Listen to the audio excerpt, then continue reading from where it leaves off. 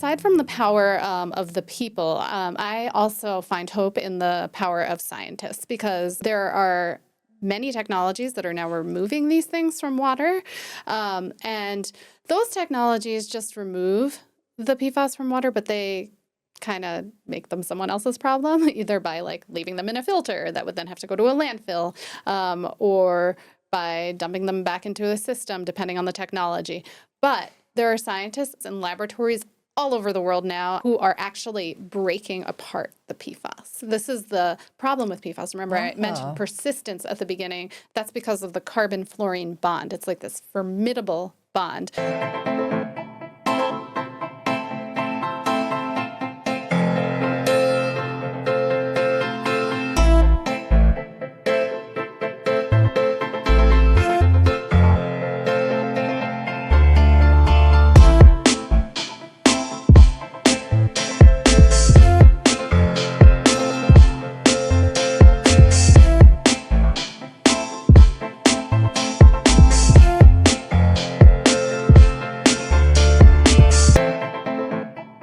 If you're within the sound of my voice, you are watching or listening to the Sterling Spin podcast, and I'm excited to bring you a new spin on living, loving, learning.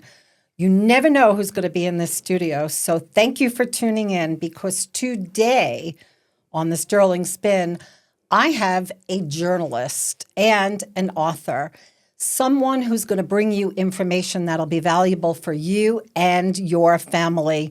I want to welcome Sharon Udasin, an award-winning environment and climate reporter for The Hill. She is a co-author of the book Poisoning the Well: How Forever Chemicals Contaminated America. And in that, she traces the history of both neglect and devastation to many, many American communities that were literally left virtually with toxic substances in their, not only their land, but in their blood. So we're going to find out today as she takes us in the hidden story of PFAS. PFAS, or you could say PFAS. What they are, how they've spread into our daily lives, and how people are now really beginning to fight back. Sharon, welcome to the program. Thanks so much for having me. When I saw that you were speaking on this subject, that you're an author of this subject, I want to know more. So we're here to learn a little about you, and then a lot about toxic chemicals and how they're affecting us. Is this like the Erin Brockovich goes all the way back to water being made toxic, and companies knew and they did nothing about it? Erin Brockovich herself has actually been involved in some of the advocacy work about these chemicals as well. And she actually gave her endorsement to this book. She is right on the back of the book, recommending that people read it. Congratulations. Thank you. What a feat. Yeah. What an accomplishment. Yeah, I've actually gotten to know her over the years, and she's a fascinating person, and I really do feel like she kicked off a citizen movement in terms of fighting water contamination, because she was just a regular person, just like the people featured in my book are also simply regular people who have gotten the ball rolling on this Isn't issue. it interesting? You're ambling along, and then all of a sudden something like just takes you up, and it makes you put your focus and your attention and your drive, and then obviously you have to be pretty resilient to go through. That's a big word that you use, to go through something like this, is resilience. What have you learned about resilience, people's resiliency? Back towards the beginning of my environmental journalism career, which really took off in about 2010, I was at the Jerusalem Post at that time in Israel, which is one of the most controversial regions of the world. As an environment reporter there, that was my first environmental reporting position. I saw ordinary things that you would see here that you would think you were in the U.S. West, the launch of a solar energy industry, desalination, things like that. You would just think you were in this part of this country. But then you got the less ordinary things, coverage of For example, asbestos contamination after a missile hit a roof, or water contamination that would traverse borders. What I really saw was that the lack of water in this region fostered a certain collaboration between entities that you would not think would collaborate. And through the darkest of eras, I can give an example. I don't want to sugarcoat things because nothing is perfect. That region is never perfect. Since the Oslo Accords, for example, in the 1990s, Israel and Jordan, for example, have been engaging in water sharing throughout it all. So in short, Pretty much that's surprising because I remember when I went to Israel and we were traveling and somebody pointed and go, and that's Jordan. Yes. And you would never think that between Israel and Jordan that they would work cooperatively for anything. So you're saying, is it behind the scenes that this was the working with water? It depended on the era, honestly, and what the political climate was. But nonetheless, it was still happening. And that kind of left me, that terms of environmental coverage, of environmental reporting in a region that experiences so much upheaval actually gave me some optimism about people's resilience and about just solving environmental issues in general. Really showed me the importance of humans, of the regular people, of the scientists, solving these really difficult matters against all odds. There's obviously a story on how you got into environmental journalism and how you landed in Israel and you worked there. And then you're here in the United States, and then not too long ago, you came out to the western part of the United States, which is also a interesting and important water area because of lack of water. Yes. I mean, there's so much drought and a major concern. So maybe you could take us through this circuitous route that you took. By the way, did you know that you wanted to go into journalism when you were in high school, college? I knew I wanted to write, but both of my parents were doctors, were physicians, and I kind of thought I needed to do that. I wasn't told by them I needed to do that. I just kind of imposed that upon myself. But I will emphasize that my mom, in addition to being an MD, or still has, actually, she's still working. She has a specialty in environmental health. She actually runs a clinic in New Jersey for World Trade Center rescue workers who are still suffering from that point. As long as I can remember, I was hearing words in the house like radon, mercury as a little child. And so that kind of stuck with me. And I did complete almost all of the pre-med courses in college, but at the same time, I was majoring in English. And finally, I just decided to go with what I wanted to go with. Started working for the Daily Pennsylvanian. That was the newspaper at my university, and then went to Columbia Journalism School, got a start at the Jewish Week in New York, which only sort of exists at this point, but it was really a historic Jewish newspaper for a long time. From there, I really just became fascinated by Israel itself. As a Jewish person, I was really intrigued by the place, for better and for worse. So I ended up getting a job there at the Jerusalem Post, and the beat that happened to be fortuitously open at the time was the environment beat. And so just kind of things came together. Wow. For That's me there. Beshert, we say, or Yes. it's like a meant to be, and all the pieces come together, and there you are. And you're still involved in environmental journalism? I met my husband there, and we have 2 kids. The reason we came to Boulder was both originally for his physics postdoc, but as well as I had a Scripps Fellowship in Environmental Journalism in 2019 to 2020 at CU Boulder, which is a paid environmental journalism fellowship. Yes, Very nice. Thank you. Yeah. And I actually started that out by delving into more water issues, just kind of a comparison of Israel and Jordan's water exchanges and how that might be able to be applied to the Colorado River Delta.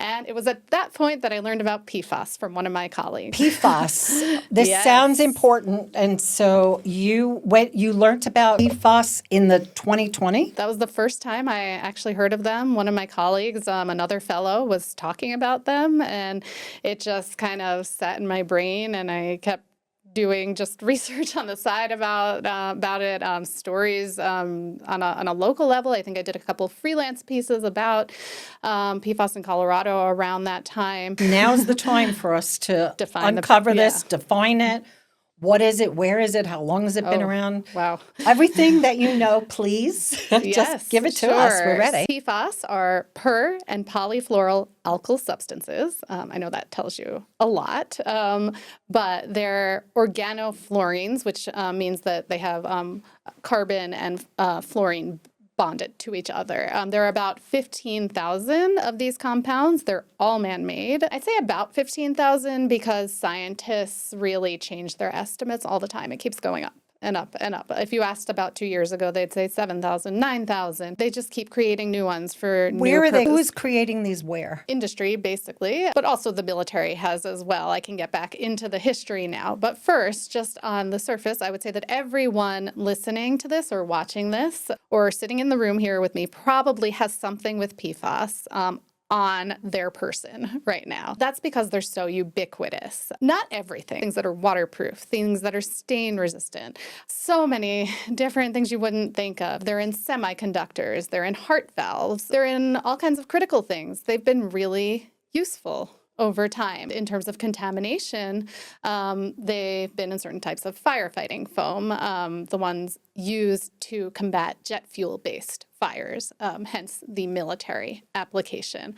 But my point being is that we are all exposed to these things. The CDC estimates that 97% of Americans, at least 97% of Americans have some kind of PFAS in their blood. But it like leaches through the skin? A lot of times through drinking water. It's mostly through ingestion. There are scientists currently studying the route, the dermal, the skin route. But the most studied route is through ingestion, either through your water resource or through food, because there are various like food packages that Right. are coated in the substance. Because I said before, stain, it's like grease proof. Maybe like Yeah.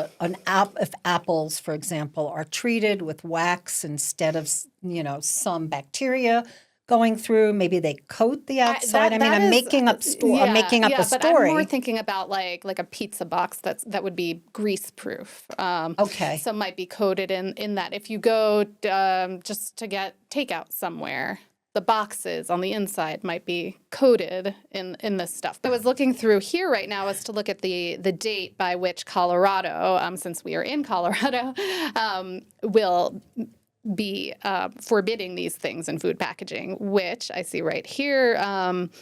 So there was recent bills about crackdowns on consumer products such as rugs, cosmetics, children's items, and food packaging. And so by January 2028, textiles, cleaning products, food equipment, and outdoor apparel in Colorado need to be rid of these things. So, Colorado is progressive in terms of protecting its citizens yes. from harsh chemicals. Relatively speaking, on the spectrum of the 50 states, yes, I would say it is. But it also has a lot of contamination. That is a quarter of our book focuses on a place in Interestingly, Colorado. we talked about the PFAS, but I don't know what it does. Like you said, it can get into the bloodstream through water that is in, say, bottled water or maybe some other source that's distributed. What happens when the PFAS gets into our bloodstream? I think that's really the important question. The interesting thing about PFAS in comparison to other pollutants is that they are incredibly persistent in the environment. They don't break down at all in your body. They basically bind to the proteins in your blood and kind of linger for depends on the type of PFAS, but can be up to a few years. And so they're, imitating the actual activities that need to occur in your bodies. And scientists have now proven links to various types of cancers and diseases. Some of the big ones are testicular cancer, kidney cancer, thyroid disease, reproductive issues, immunological issues. There's liver concerns. I can keep going on and on and on. Wow. Because they basically mess with the way your body is functioning. Does it latch on and then mimic? Is that what I'm hearing? Yeah. Latches on and then it mimics how the protein function is supposed to work. But it depends also on the type of PFAS. So there's so many toxicological studies going on about which PFAS does what, and it's just truly like a a whack-a-mole situation. Wow. Oh my goodness, Sharon. I had no idea that this is what we were going to end up uncovering. It's really like Pandora's box here.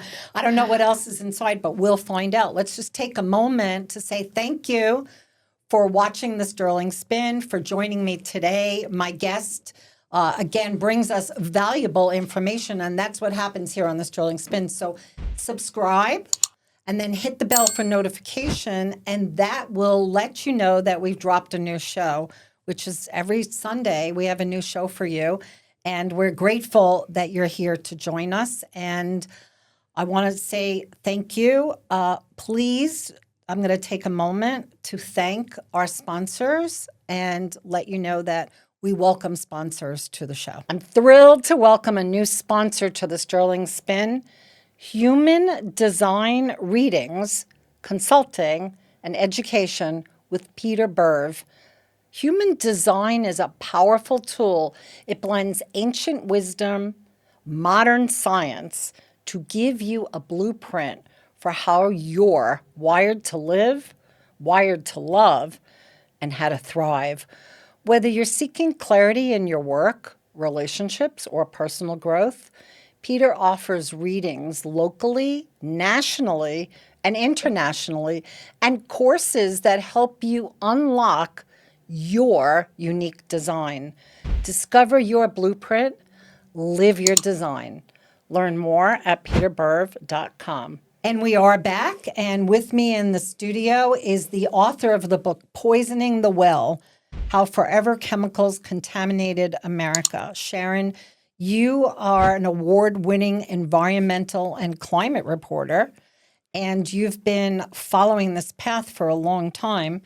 Starting in 2020, you uncovered the PFAS. I wouldn't say I uncovered it personally. You uncovered it for yourself. Yeah, for myself. You discovered that it existed. It existed, and this has garnered a lot of your attention. So give us an idea, like what was it like? What happened when you started hearing about this? How did it take you up, if you will, or get your attention? I think one of the things that I just mentioned was before the break was just the sheer persistence of these compounds. It just makes them different. I'm not saying things like microplastics are great. They're terrible as well and can cause other issues. But if you're going to compare it to something like microplastics can break down in the environment. These cannot break down in the environment. They are there to stay. They are called forever chemicals for a reason. And it's just so mind-boggling to me, their ubiquity. These are created, man-made by scientists in the laboratory. How about corporate involvement or influence? Not necessarily the government, but corporate.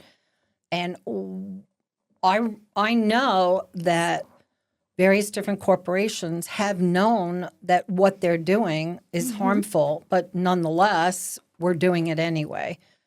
Is this something that falls into that same category? Yes, I would say so. I mean, well, the invention of these compounds was completely accidental, and that was actually at the company DuPont.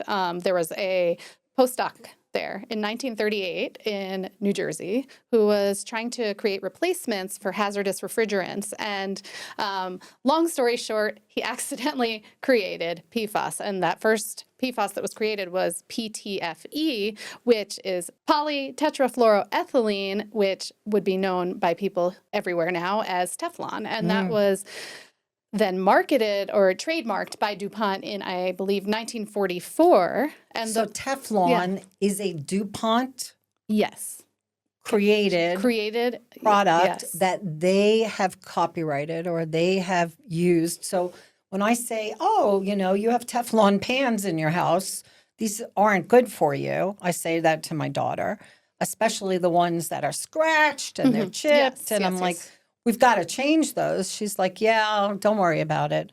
So we have Teflon that came through DuPont. When do you imagine or think that they discovered that it was toxic to you humans? Don't have to imagine. We were able to dig through tons of documents, and we saw that. So I said it was created in 1938. So it just to give a little timeline here. It was then used during World War II as an anti-abrasive in the atom bomb in 1940. Holy moly, you got my attention. Yeah, the mid-1940s, let's say. Wow. But then it was commercialized actually by a French company called Tefal. You might see I'm pans familiar with the brand pans, also. yeah, the So that was cookware. 1950s, 1960s. So that's like where we are in time. And then it's just like it took off worldwide. At the same time, 1950s and 1960s, we basically have combed through documents through federal information requests because there were communications between companies and the government indicating that researchers inside and outside of these companies were already looking at the possible toxicological effects in 1950s and 1960s. So that far back. So yeah, we don't have to imagine because Right. we know they were. I want to ask you this question, like, how are we supposed to feel? That's a kind of similar tale to so many others. Like think about the cigarette industry. People knew what was going on, and yet it was being marketed anyway. It just happens time and time again. But in this case, I would not say that corporations acted alone. The military was involved in the journey since day one, and that's because of, well, I just named the atom bomb. It was used in the atom bomb, but Yeah. really usage in the military and development between a company, 3M, and the military, and the Navy it was at that point, took off in the 1960s on a foam called AFFF. And that foam was capable of stopping catastrophic jet fuel-based fires. And that foam for decades was on hand at all military bases, at all civilian airports for a long time. The firefighter service people were training with it as well. Then sometimes it got dumped into the environment, this foam. That's where the water would get contaminated or the environments would get One way. contaminated. I bring that up specifically because that was the issue we looked at in Colorado specifically in the book. And that's in El Paso County, about 2 hours south of here. So just a little south of Colorado Springs at the various bases that What's are there. it like for you when you start digging and uncovering and discovering? Like, does it come into your sleep or your dreams or your family? Like, do you want to push everybody away and you're like, I'm onto something, I've got to do it? I can't imagine the amount of information that you've amassed, but it's also, it hurts to feel into this and to recognize that if it hadn't been known to be harmful, that's one thing, but that it was known and still continued to be used. And it makes sense, if I'm going to want to prevent grease from getting through a bag that I'm going to give somebody to take out. Yeah. And I can buy something that's lined so that it doesn't leach through. And then we find out that that liner is no good. It's like, well, if I don't have something else, I'll just keep on using it. I mean, it's just, there's some logical denial. Yes. It's like that. That's the only way I could say it. No, It's I agree with you. We all find a lot of these products to be useful, but sometimes I even mentioned that some even uses are critical at this point. There's still no suitable replacement, for example, in the way that PFAS is used in heart valves and it's used in semiconductors. Think about how much we all depend on semiconductors right now. I think heart valves feels very close to something that could be inside you. A semiconductor's not But it's inside my also body. life-saving of this foam that was used to combat jet fuel-based fires. Now there have been alternatives that are developed. Most military bases are no longer use it. Most airports no longer have it.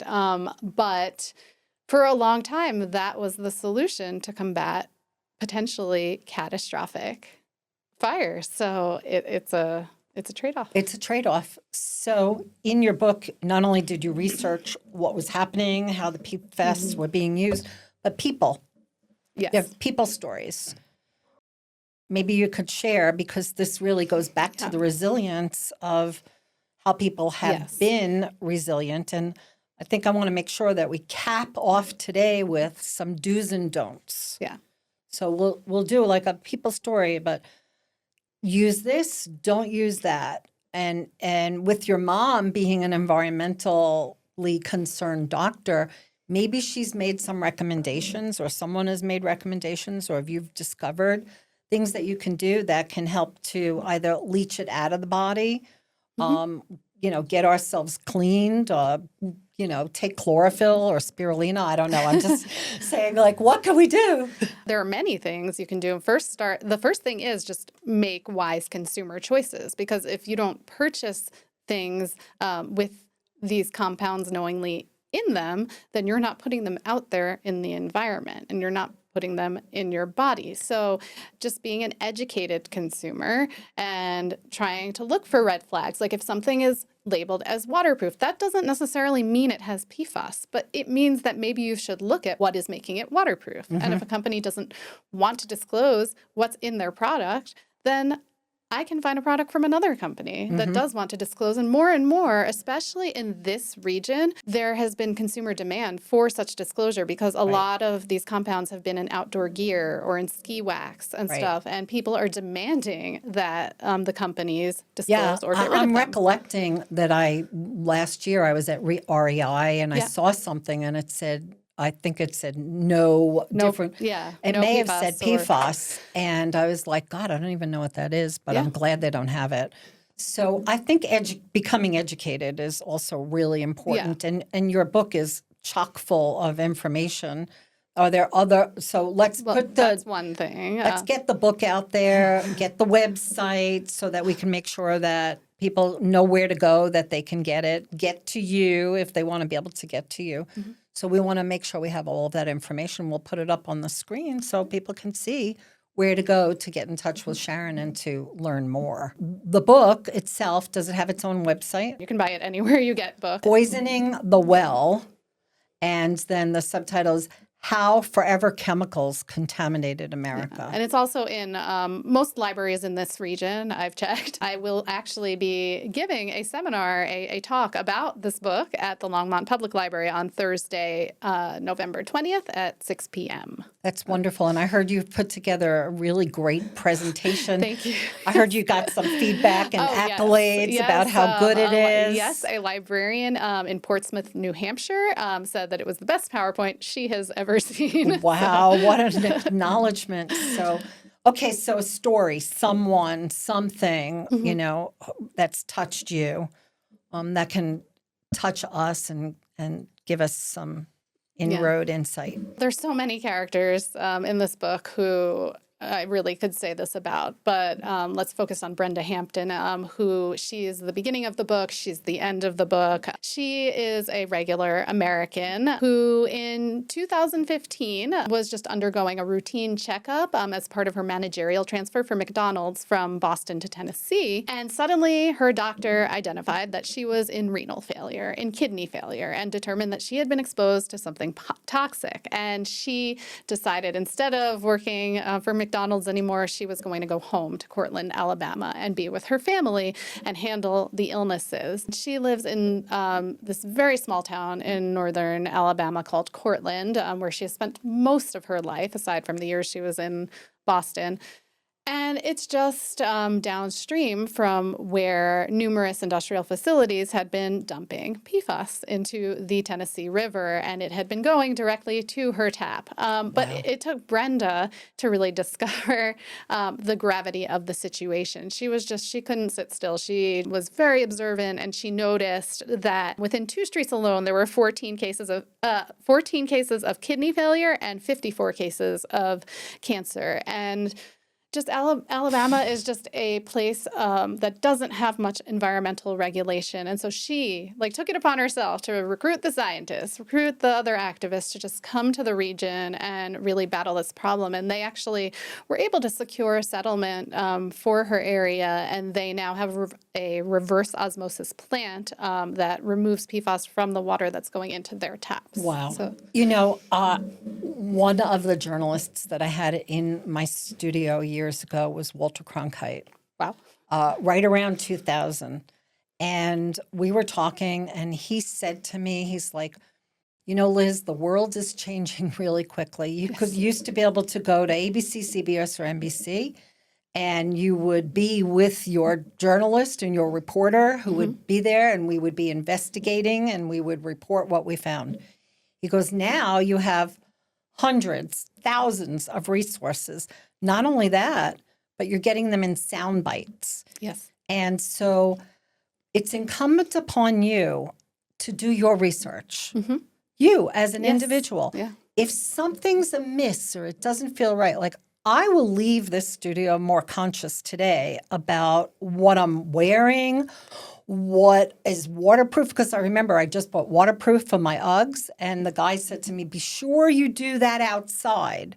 And I'm thinking to myself, oh, yeah, of course. But now I'm like, why am I going to take those Uggs and bring them inside my house after I've waterproofed them? I put my thinking cap on here, and I'm like, I'm going to take this information, I'm going to use it. And I think that that's what Walter was really saying when Walter Cronkite said, don't accept sound bites. You become the investigative reporter. You become the one to ask the questions.